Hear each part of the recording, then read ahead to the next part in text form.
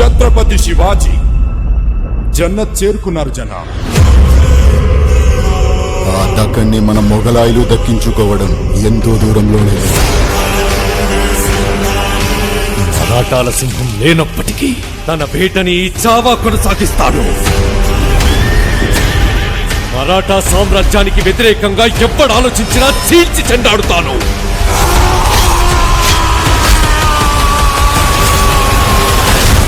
గర్జనకి లొంగకపోతే పంజావేటు తప్పదు. ఛత్రపతి సంభాజీ మహారాజ్ కి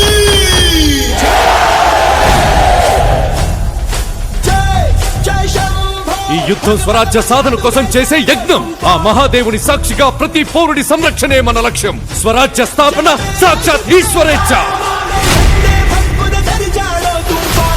మేము ఔరంగజేబును కలవడానికి వెళ్తున్నాం. కళ్లల్లో కించిత్ చింత కూడా లేదు. భోన్స్లే వంశంలోని ప్రతి మగవారు ప్రళయంతో సమానం. పర్వతాలే అడ్డుకోలేని ధాటిని కంకర్రాలేం చేస్తారు.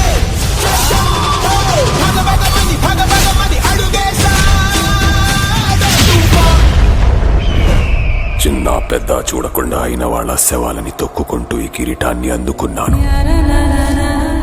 మేము మళ్ళీ ఈ కిరీటాన్ని ఆ పొగరుబోతు సంబా చావు కేకని హిందుస్థాన్ మొత్తం విన్నాకి ధరిస్తాను. కాషాయం రంగు ఎక్కడ కనిపించినా సరే ఎర్రగా మార్చి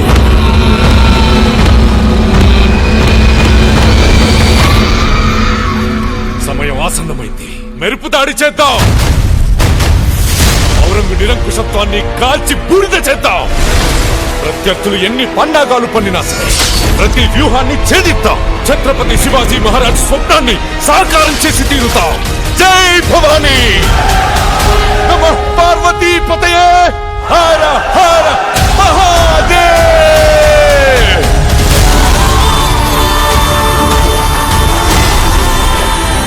సమగ్ర మరాఠా సామ్రాజ్యంతో పాటు నేను కూడా ఎదురు చూస్తుంది ఈ రోజు కోసమే. మీ నమ్మకం మాకు తోడుంటే యుద్ధం కూడా ఉత్సవమే. వీడిని ఎలా హింసించాలంటే చావు కూడా వీడిని జాలిపడి చంపాలి. ఆ చావు నా గాలిగట్టె కట్టి రుద్రతాండవం చేస్తాను.